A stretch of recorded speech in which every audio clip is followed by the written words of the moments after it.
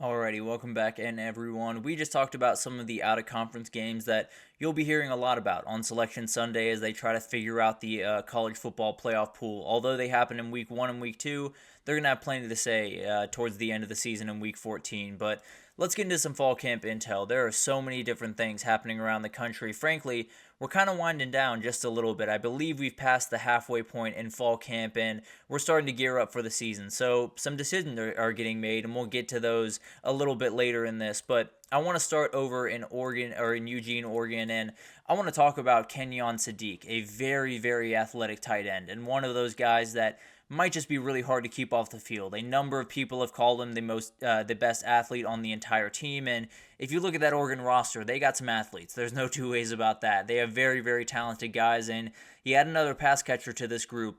Good luck for every defense that has to face him. It's going to be an absolute nightmare to keep track of all these guys, and among all the other wide receivers you have to take care of, if there's an athletic tight end running down the sideline, it's going to be a nightmare. I'll just leave it at that for the time being. They are facing some injury troubles. Gary Bryant Jr., Keon Hudson-Ware were out of practice 2 days ago. Doesn't sound like they're overly serious and they should be ready to roll. Keon Hudson-Ware is someone they need healthy. Gary Bryant Jr., obviously this wide receiver core is as deep as can be, so you might be able to gear him up a little bit longer term than Keon Hudson-Ware, but need that guy ready to go. I can promise you that, and definitely will be a hugely important player for them. Moving over to LSU, the guy that's getting the most buzz is a very, very special running back. Caleb Jackson is someone that came onto the scene last year and made a number of really good plays. You know, you were watching him and you didn't really know who you were watching because LSU, you're so used to knowing the name on the back of the jersey. You're so used to knowing the story and knowing, how many stars was he coming out of high school and all of the details. I didn't know much about this kid when I watched him last year, but one thing I do know now, the dude really hits. If you're going to meet him in the hole as a linebacker, you're going to get pushed back because he's going to drop his helmet and just lean into you. It's going to be very, very aggressive football, but also he can catch passes on the outside. He's not a non-dynamic running back by any means, so he will definitely be running back one and will be a huge player for this team. Ashton Stamps, I just keep hearing everything about. It's one of those things that you never want to take too much from fall camp because it is a zero-sum game. It's very hard to get an idea of, who's doing well, who's doing bad, and where they all rank in all of this craziness. But at the end of the day, I know a couple of things. I know this wide receiver core for LSU is going to be really good. I know that Garrett Nussmeier can put the ball where he needs to put it, and I know that if Ashton Stamps is stopping those guys, he's going to be a good player. Now, it could take him some time. He's still a sophomore, so still have to get a little bit used to the SEC football way of things, but this kid's very talented, and he could be he's likely to be the cornerback one this upcoming year. They do need guys behind him. There's no two ways about that, but if you do have that cornerback one, if you can look over to one side of the field and say, oh, Ashton's over there, he's more than fine, he's got it, you got to feel really good as you head into this season.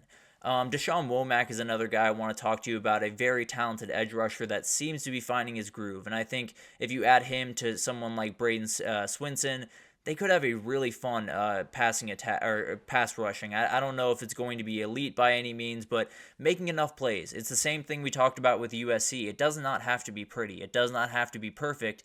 You just got to make enough plays. Put the ball in your offense's hands and make sure that you can win some of these shootouts that you're going to be in this upcoming year. And then Kamarian Pimpton is someone I want to talk about. Sophomore tight end, as long as can be, as athletic as can be. This guy is downright scary, and he's going to be hard to keep off the field.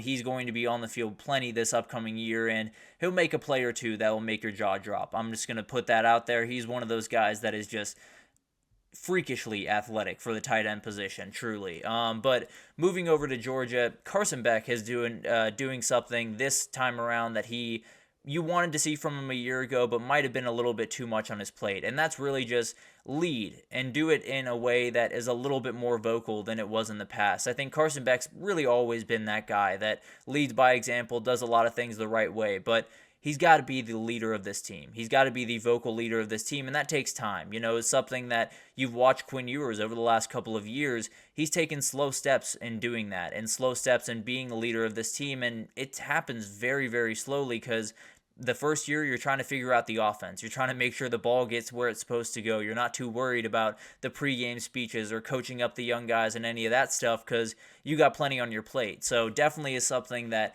you needed him to take that big time step in. It sounds like he definitely has, and that is huge for this team as they head into this year. The running back room is absolutely ridiculous. There were a lot of people that going into this offseason, including myself really, going into this offseason that said this isn't quite a UGA running back room. No, very good, don't get me wrong. Still one of the top 10, 12 in the country, but not quite where it used to be. I think it might be where it used to be, honestly. Now that we're getting in fall camp and we're hearing more and more reports, Trevor Etienne's going to be a monster. Roderick Robinson's a fantastic player. Branson Robinson is back from injury and looks like a beast. Nate Frazier is a freshman that is making a number of big-time plays. So this running back room is more than fine. Imagine that, the UGA running back room not struggling by any means. Tight ends is another room that they feel really good about. It sounds like Oscar Delp and Ben Urasek are doing really good work, but Lawson Lucky, that guy right there, is definitely getting into the game a little bit more than some people thought, and it's not too much of a surprise because he is the best blocker of this group, so definitely is carving out a good role for him on that offense.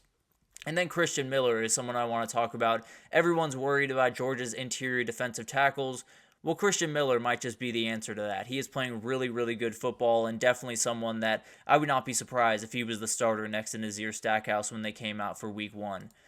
Wisconsin has named their starter. It is Tyler Van Dyke's team. Phil Longo named him yesterday, and it's a huge thing for him. I think the biggest thing with Tyler Van Dyke over the last couple of years has been a number of different changes and not feeling overly confident in the position that he was in. Now you feel like you are where you're supposed to be, right? You're the starter. You feel like everyone is behind you. You know that you're heading into the season with no question that you are the guy. That does a ton for your confidence and something that he very much needs at this point in his career. So very excited for him. I think this is one of those places that he can thrive. Obviously has to take a big time step forward from last year, but definitely is a really fun player that can make some things happen this year and kind of revitalize that career a little bit. I also want to talk to you about Trech Kakahuna, a very talented slot receiver. He is going to be behind Will Paulding, which Wisconsin fans don't love too much because these might be the two best wide receivers in your unit. Another reason why I'm firmly a fan of the positionless wide receiver, but that's another conversation we can have a little bit later. But the O-line is also elite. They return 102 returning starts on that line, so they're going to be more than fine running the ball. I can promise you that. Going over to Kansas, Micah Johnson is a young running back that has made some noise. Obviously, Devin Neal, Daniel Highshaw are the two guys there. No two ways about that. Harry Stewart is also another guy to watch at that position. So Kansas is going to have guys. Even if one guy goes down with an injury, they feel pretty confident about the guys they have behind them. So definitely going to be a run-heavy group, and they got plenty of guys to roll in there.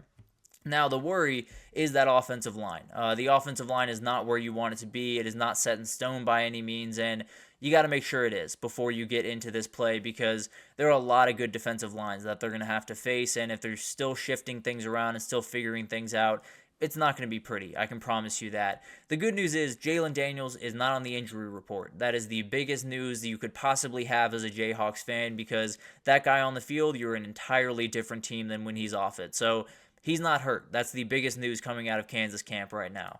Then we'll get into Virginia Tech. It sounds like Quentin Reddish, a very, very talented freshman, is unanimously the guy that everyone's picking. I believe VT Scoop over there at 24/7 picked who's going to have the biggest impact of the freshman guys, and it was this guy unanimously because physically, he looks like a college player right now. He walked onto campus looking like a college player. So a huge, huge pickup for them. And then a kind of interesting one, a QB battle is forming at Virginia Tech, but it's not over the starting position. It's over the backup. And frankly, that could be hugely important with the amount that Kyron Drones likes to run. But it sounds like Colin Schlee, the transfer over from UCLA, very talented, experienced guy, is up against Pop Watson, is a younger guy, probably more talented than Schlee, and definitely one of those guys that has the higher upside. We'll see which way they go. I tend to believe that Colin Schlee might be the better choice here just because when you have that veteran behind someone that you feel really confident in Kyron Drones, if you have that veteran behind him, you feel a little bit better. But at the end of the day, Pop Watson's been in this offense for a year, so maybe he's the veteran in the room, although the age is a little bit different. Moving over to Notre Dame, it sounds like Mitchell Evans is full go in camp right now. That is absolutely huge for them, someone they very much need, especially with some of the wide receiver troubles.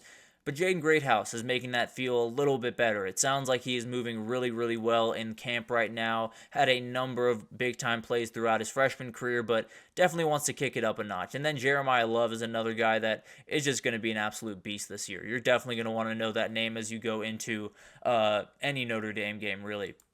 And then you have Tosh Baker. It sounds like he's going to take over at left tackle. I don't think this is the ideal situation for them by any means, but it's where you are. A very experienced guy, someone that can absolutely make some plays. Also, Anthony Knapp, a freshman, is taking some reps at that spot, so maybe some things get turned around and shuffled up a little bit, but that is a worry. There's no two ways about that, especially with, Nick Scourton and Cassius Howell you're coming to their town in week one. It could be an issue for Notre Dame. I'll just leave it at that for the time being. Hopefully they figure it out and get on the right track.